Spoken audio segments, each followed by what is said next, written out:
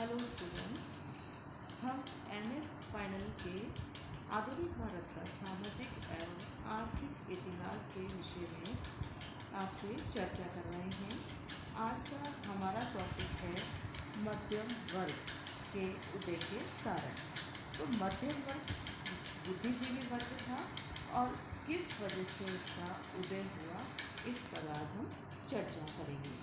19वीं शताब्दी के पूर्व 18वीं शताब्दी के उत्तरार्ध में ही अंग्रेजी शासन की स्थापना के समय परंपरागत भारतीय समाज की कुरीतियों को सुधारने के लिए से प्रेरित करा इसने।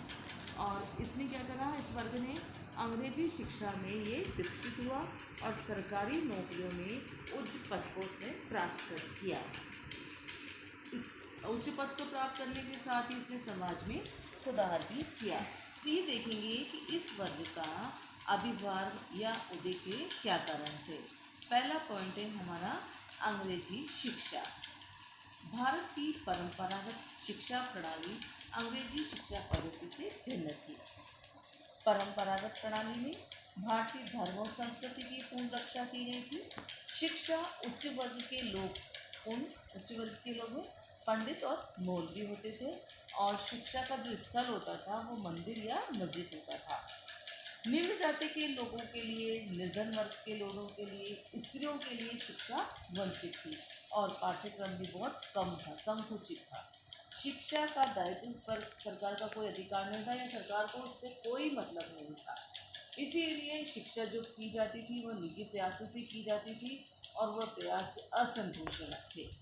शिक्षक वेतन भोगी न होकर जो स्थानीय समुदाय के लोग थे उन्हें उपहार भी देते थे और उसमें वो अपना जीवन बसर करते थे। तो जो शिक्षा का जो स्वरूप था वह मध्ययुगीन था। अब अंग्रेजों की भारत आगमन के समय भारतीय जो शिक्षा थी वो भी अति दयनीय थी और इस अंग्रेजी ने भारत में धीरे धीरे शिक्षा की पद्धति का विकास किया और इसमें शिक्षित होकर भारतीय समाज में एक नए वर्ग का उदय हुआ जिसका नाम था मध्यम वर्ग। इसने अंग्रेजी शिक्षा नीति का आधार लॉर्ड मैकाले का 1835 ईस्वी में एक प्रकाशित हुआ था पत्र, जिसमें उसने क्या कहा था, हम ऐसा वर्ग तैयार करेंगे जो हमारे और हमारे भारतीय करोड़ों प्रजा के बीच दुभाष्य का काम कर सके। एक ऐसा वर्ग जो शरीर और रंग से तो भारतीय हो लेकिन विचारों, नैतिकता और बौद्धिक स्तर से अंग्रेज, समझ में है ना, अंग्रेजी बोलने वाले, जो अपना आप को समझे कि हम अंग्रेजी हैं, अपना आप को बहुत अधिक शिक्षित समझे। और इसी नीति के आधार पर अंग्रेजी शिक्षा पद्धति के स्कूल, कॉलेज और विश्वविद्यालयों का विकास हुआ। राजा राम मोहन राय, गोपाल कृष्ण गोखले आदि ने अंग्रेजी शिक्षा पद्धति के विकास में काफ़ी सहयोग दिया। हमारे जो गवर्नर जनरल बनकर आए थे 1844 में, जनरल लॉर्ड हार्डिंग ने ये घोषणा करी कि अंग्रेजी भाषा और पाश्चात्य शिक्षा को भी उन्होंने प्रोत्साहित किया और कहा कि प्रत्येक मामले में और सरकारी नौकरी के लिए उम्मीदवारों के जो चुनाव के समय ऐसे लोगों को ही तरजीह दी जाएगी, मतलब इनको ऊपर रखा जाएगा जिनको अंग्रेजी शिक्षा आती है, सबसे मेन बात। तो इससे क्या हुआ कि एक नए मध्यम वर्ग का उदय हुआ अंग्रेजी शिक्षा के कारण, वह मध्यम वर्ग के नाम से जाना जाता है। तो ये था हमारा पहला पॉइंट, अंग्रेजी शिक्षा। दूसरा पॉइंट पे हम डिस्कस करेंगे आर्थिक परिवर्तन। अंग्रेजी शासन के फलस्वरूप यूरोप में औद्योगिक क्रांति का प्रभाव भारत में भी दृष्टिगोचर होने लगा। भारत में नवीन उद्योगों, फैक्ट्रियों व कारखानों में मशीनों से उत्पादन होने लगा, जिसमें सभी जाति के लोग बिना किसी भेदभाव के कार्य करने लगे।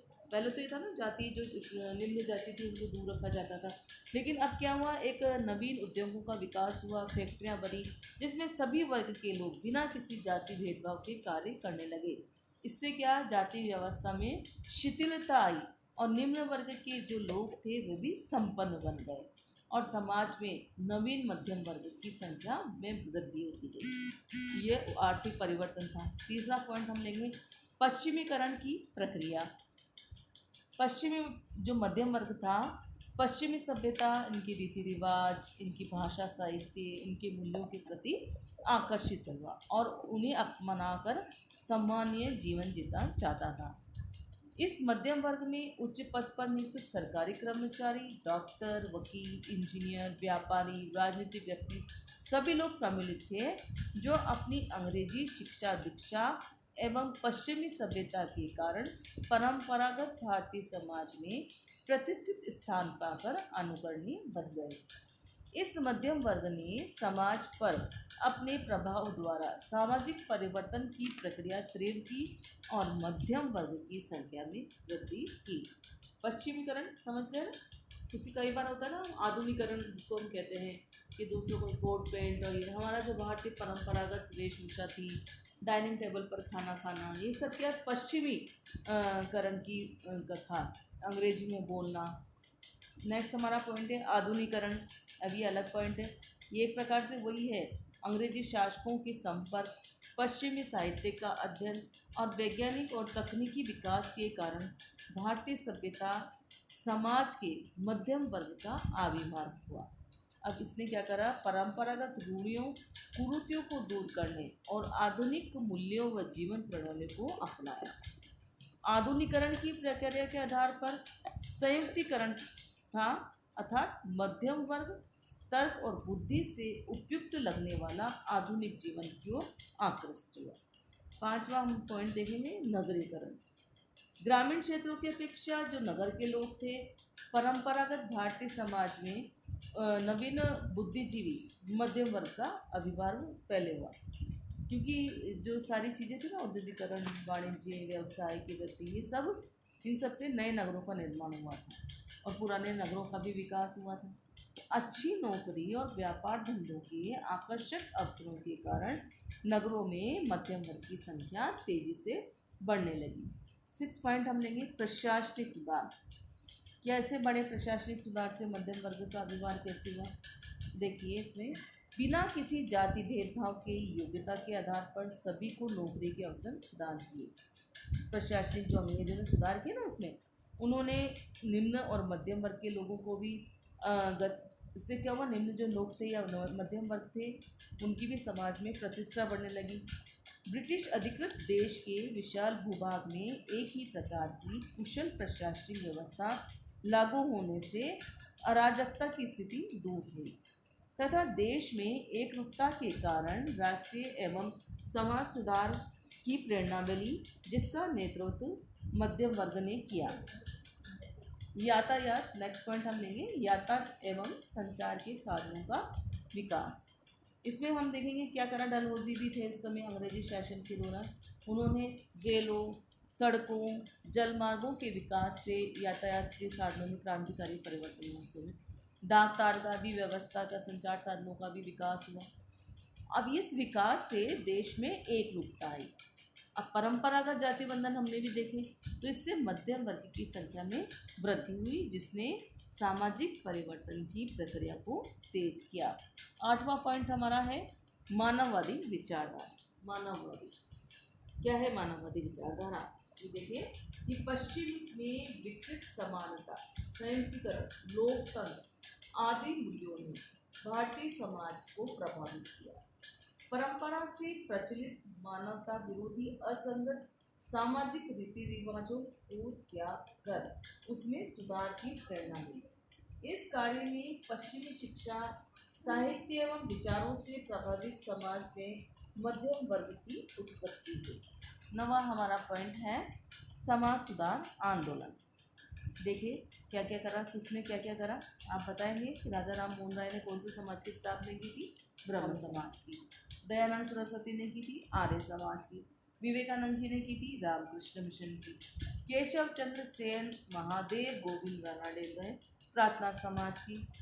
आलकोट और एनी बिसेंट ने थियोसॉफिकल सोसाइटी। महात्मा गांधी ने हरिजन उद्धार आदि। तो इन सब ने क्या करा? समाज सुधार के लिए आंदोलन किए। इसी तरह मुस्लिम समाज में भी बहावी, अहमदिया, अलीगढ़ आंदोलन हुए। अन्य धर्मावलंबियों में भी इसी प्रकार की प्रक्रिया हुई। इन आंदोलनों के फलस्वरूप मध्यम वर्ग का उदय हुआ, जो सामाजिक परिवर्तन की प्रक्रिया में सहायक सिद्ध हुआ। हमारा लास्ट पॉइंट है समाज सुधार एवं कानून। बुद्धिजीवी मध्यम वर्ग के सहयोग से समाज सुधार हेतु जनमत विकसित हुआ, जिसके आधार पर ब्रिटिश सरकार ने अनेक सामाजिक कुरीतियों को मिटाने हेतु कानून बनाए। क्या थे वो? सती प्रथा निषेध, नरबली, बाल विवाह का निषेध, विधवा विवाह, स्त्री शिक्षा, महिला संपत्ति अधिकार संबंधी कानून 19वीं और 20वीं शताब्दी में अंग्रेजी शासन द्वारा लागू किए गए। इससे समाज सुधार को वैधानिक रूप प्राप्त होने के साथ साथ मध्यम वर्ग की संख्या में भी वृद्धि हुई। तो ये था हमारा सारा कारण जिससे कि भारतीय समाज में एक नवीन बुद्धिजीवी मध्यम वर्ग का विकास हुआ। अब आपको समझ में आएगा कि मध्यम वर्ग का हमारे उसमें कितना बड़ा योगदान है सामाजिक सुधार में, हमारे पश्चिमीकरण में, हमारे आधुनिकीकरण में मध्यम वर्ग ने किस तरह से अपनी भूमिका निभाई। धन्यवाद।